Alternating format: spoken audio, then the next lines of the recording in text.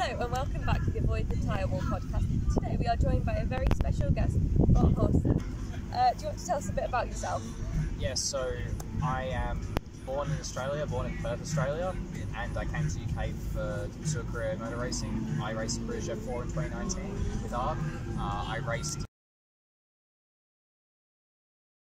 after qualifying 5th. So yeah, an okay start to the weekend, maybe not as well as I would have liked coming into it, but considering Thursday, Friday, I'm relatively pleased. Well done. Okay, these questions just get weird, so pre-warning. Yeah, no problem. If you met any big name drivers, who was the most awe-inspiring or made you feel starstruck? I guess Daniel Ricciardo, because I met him when I was quite young.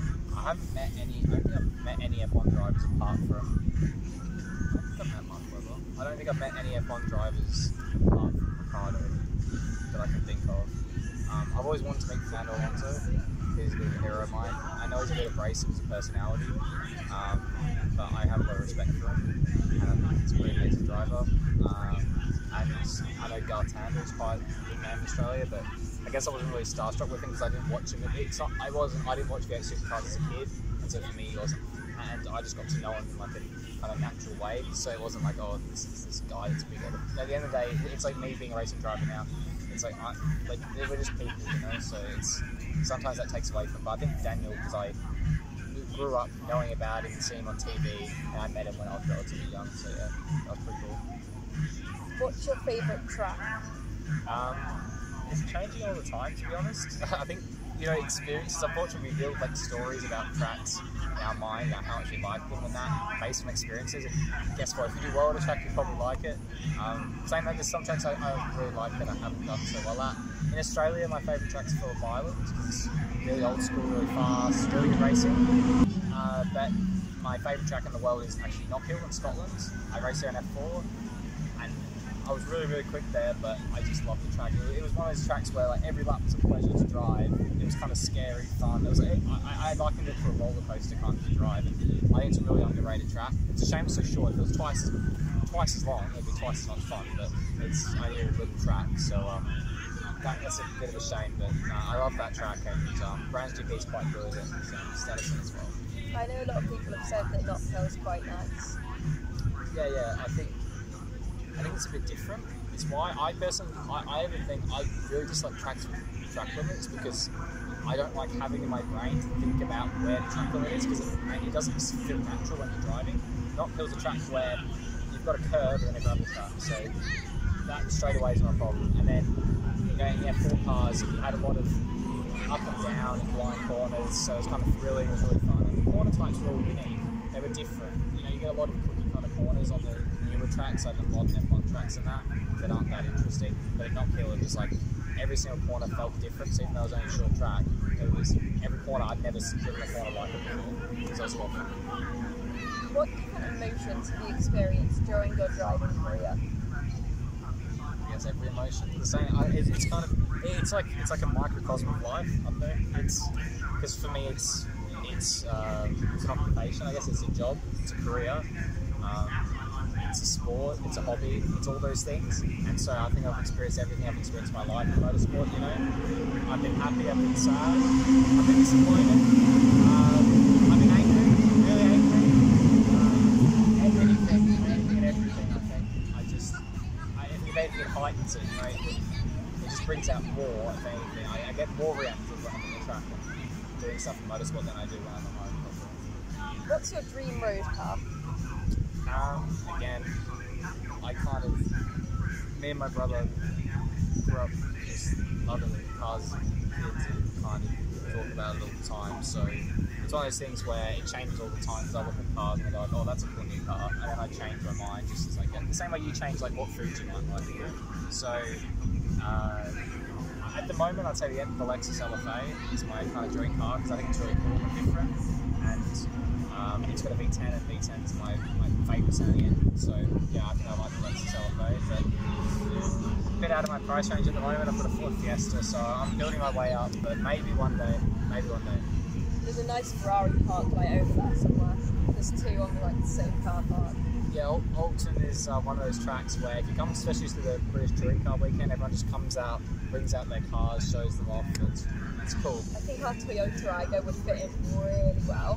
Well, if you put stickers on it and tinted the windows, maybe lowered it and put a body kit on it, and then parked it in front of it, then you might draw some attention. Some people try. I mean, they'd be so impressed. What with this, like, 3-mile-an-hour top speed. This is my favourite question. What is your workout program like? Not as regimented as it should be.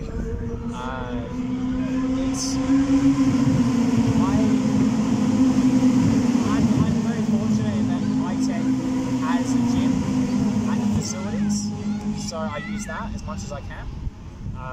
And we have a trainer that we get to work with as well. So I did some work with a guy in Australia, a PT in Vista, and also use Hitech as well. And I do some stuff at home, like on a stationary bike. I might go out for like a bit of a run or a jog or something occasionally, or I'll do like some light weights and body weight stuff at home. But most of it is like I turn up to training with the trainer and they get me to do whatever. I say I'm feeling weak in this area and they'll come up with exercises, and I'm lucky to work with some really good, smart people, so they get me to do good stuff. And I find they work a lot better with the trainer, someone pushing me. It's not so much I want to impress them, but I feel like I have to do it almost, so I feel like that always helps. So that mainly it's like whatever I'm weak in, which for racing drivers I'd say is mainly, you know, a bit of lower body, but it's mainly like core, shoulder, wrist, forearm for grip strength. So you've got like power steering. Like, Alton's a really bad track. You hit the curbs a lot, Knockhill as well. Your hands get quite twisted and stuff like that, so you need to have really good core to hold yourself up, obviously, and upper body, but mainly like wrist and grip strength so you can catch the wheel and things like that. And then obviously neck as well. The high speed tracks you need to have a lot of neck strength, and neck's hard to train because it's not like a normal thing to train when you do other sports. So you play sports as a kid, and then all of a sudden you find that your neck's low because it's not something you're using most of your life. So, alright. Has coronavirus affected your workout thing? I guess it hasn't really affected my. Not directly. Well, yes, it would have. I just don't know how. It's hard to explain. It's like it would have changed something, but I couldn't. I had to do a lot more stuff at home. But luckily, I had access to these like online training sessions. Not like Peloton or something, but not like some. I had a trainer who was doing stuff online, but it was hard. You couldn't do as much. It wasn't as fun because you're limited with what training equipment you have. Especially like the Hitech gym is really good, so you get lots of stuff to play around with. But at my house, it just gets a little bit more. I think everyone felt that lockdown is like seeing the same four walls for so long. It just sucks, and the part of the appeal of going training is that you get to go somewhere else, and it was that kind of feeling. So I think it affected it a bit. But it just meant I had to do stuff at home and I had to be creative with my training because I don't have much equipment at all and I don't really want to invest in it because it's quite expensive and hard to move. Yeah. I don't want to invest in it because I can't bother to work out. Is that fair? I guess so, but if you're racing driver, you get trouble with that. So, well, you start feeling when you're trying to first lap and you go, oh, well, maybe we should work. Who is your hero or inspiration? I guess as a kid, I like to say my brother is maybe the same part of the world, but I don't really have. I don't think, at least at this point, unless I've completely forgotten and moved part of my memory, I don't think I really have like one person or a hero or idol I've come to necessarily. I always think Alan Prost is a really strong example of what a really great racing driver is. And I think everyone in Formula 1 is a fantastic driver. You can learn a lot from them when you're in my position.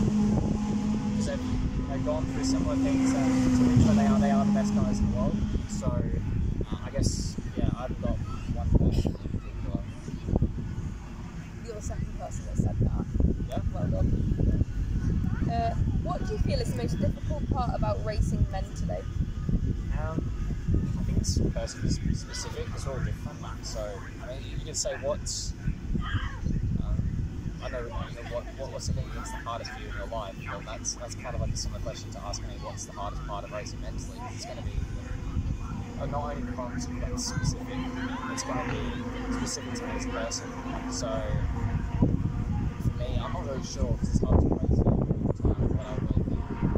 But I mean, the crux of racing is you've got to be focused 100% all the time, which is the hard part.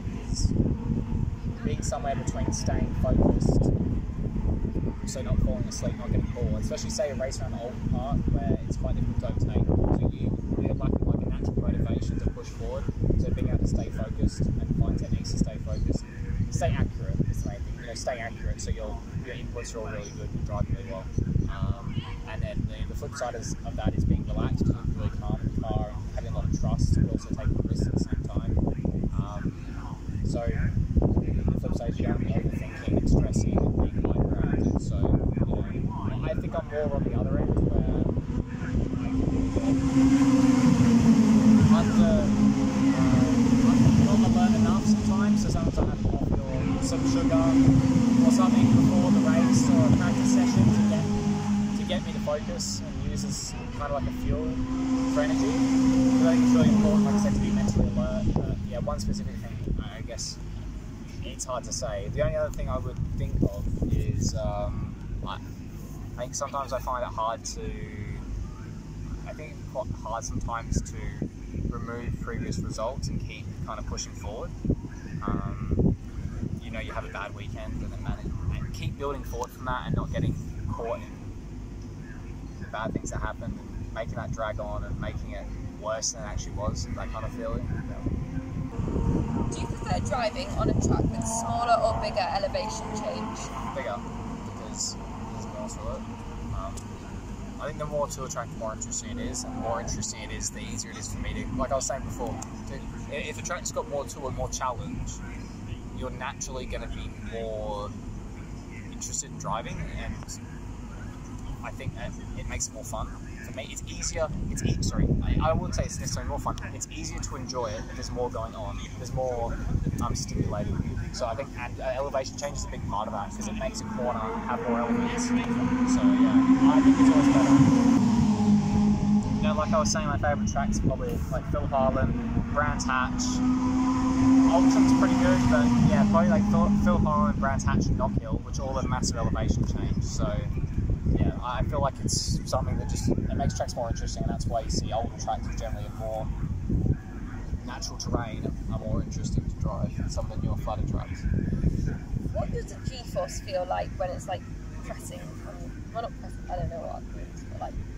You mean, I mean, it's hard to really, it's just a force being applied to you, you know? So it's like, if I just do this to my head, that's like the same feeling as what it's like to go through a corner, so it's...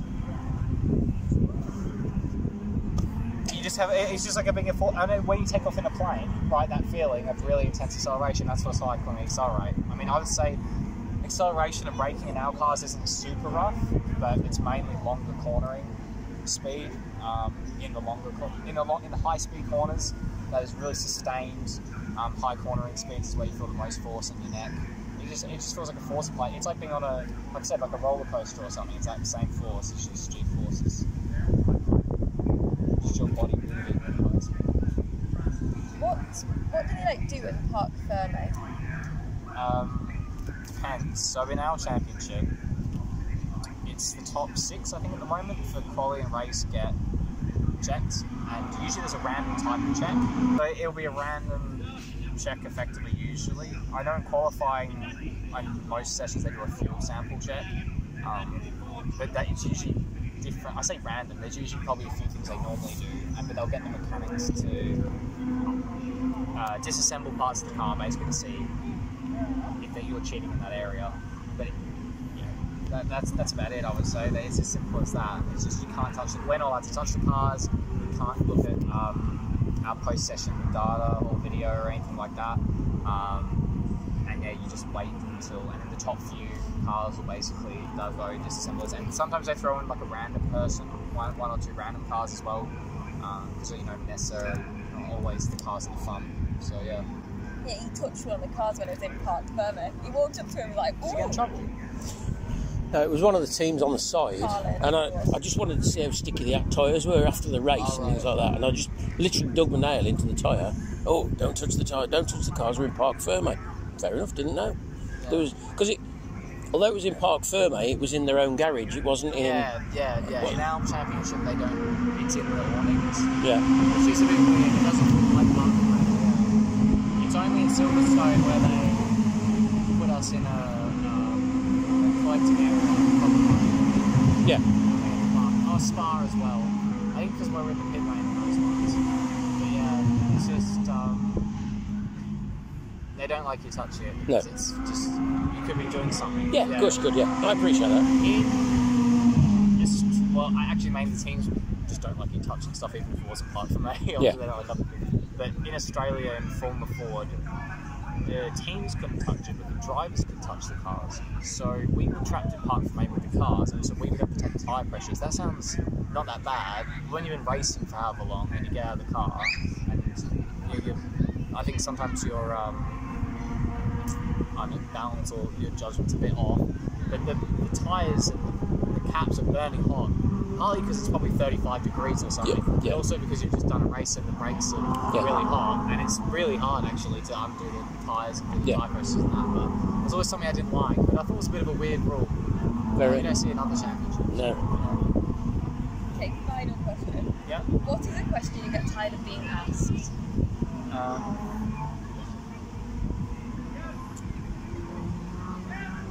I thought of one the other day, I forgot now. Probably something like, I mean, it's just generic ones that you see sports people don't like, I guess. What's the question I get tired of being asked? I guess the ones that kind of hype up the idea of me being an F3 driver or something like that. So.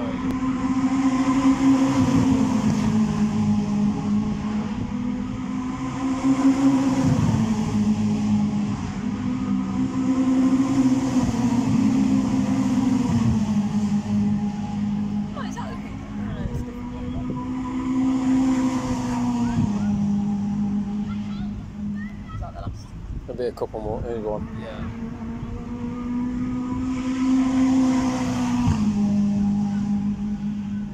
They're quite cool. They look like they've got just like built. Struggling a bit.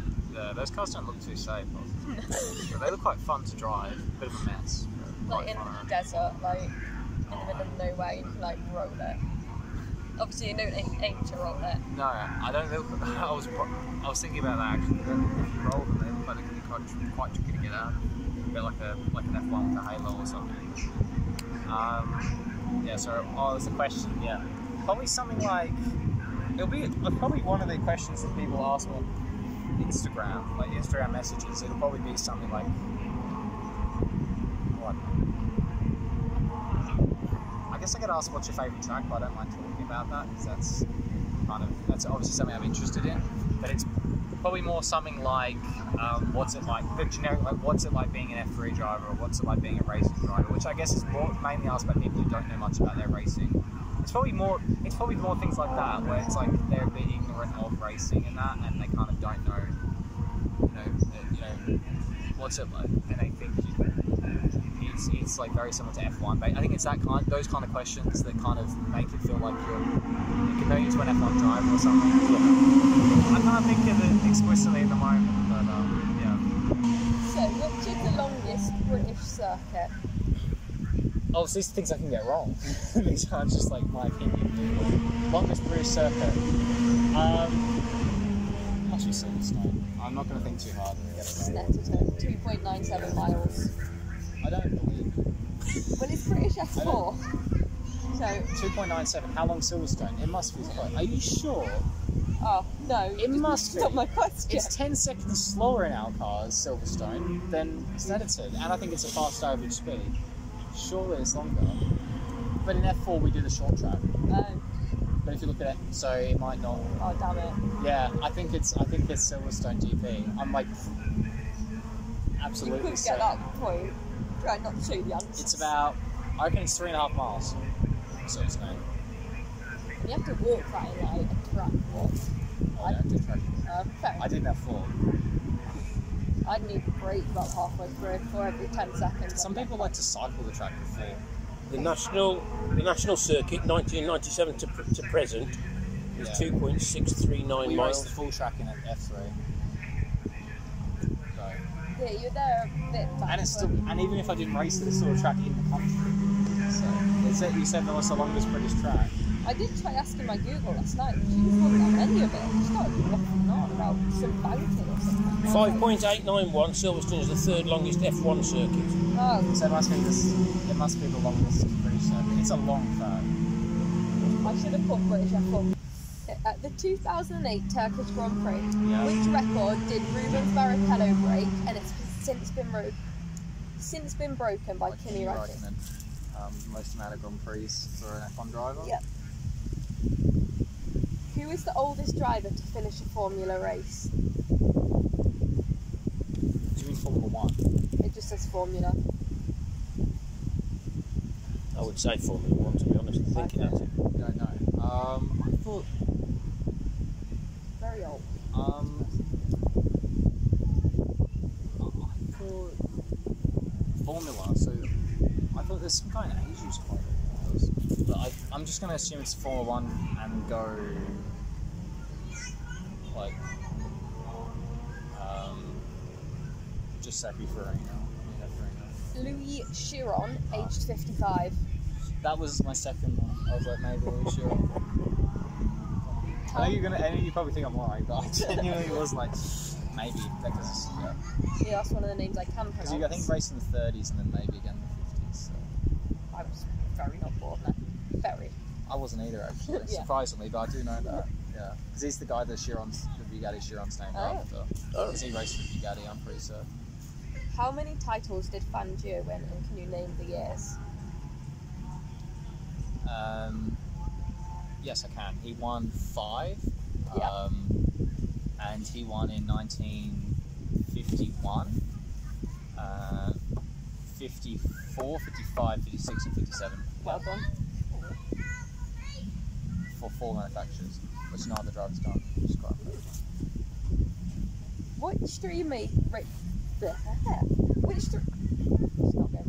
Which three races make up the Triple Crown of motorsport? The Indy 500, the Le Mans 24 Hours, and the Monaco Grand Prix. Well done. And who is the only driver to ever win the Triple Crown? Graham Hill. Well done. Oh, I can't write on this thing. How many father-son duos have won an F1 title?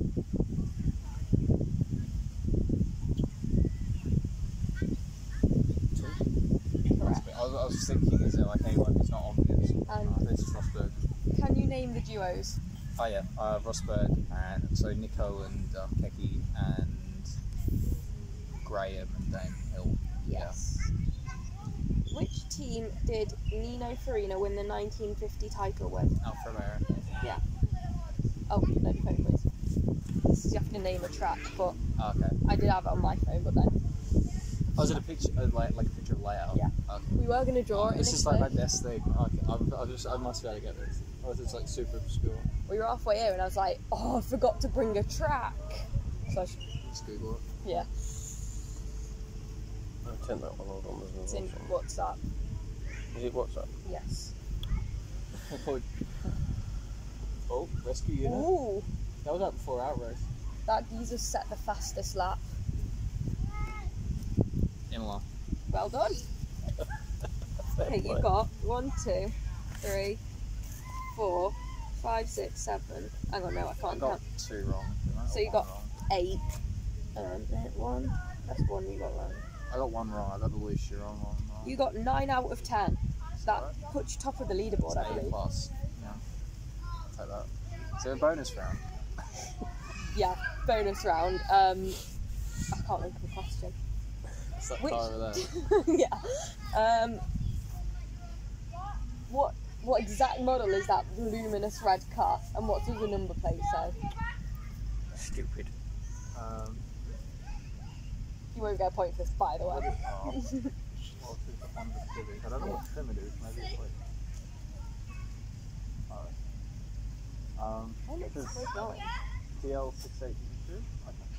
I'm short size, so I can't read it. I'll just go with what you said. I'm Billy. I'm there. What's that little orange bloke? He's a marshal. Oh. He's escaped. He's put on board. Or he's off to have lunch. Thank you for watching this week's episode of the Avoid the Tyre Wall podcast. Are you dissing my outro?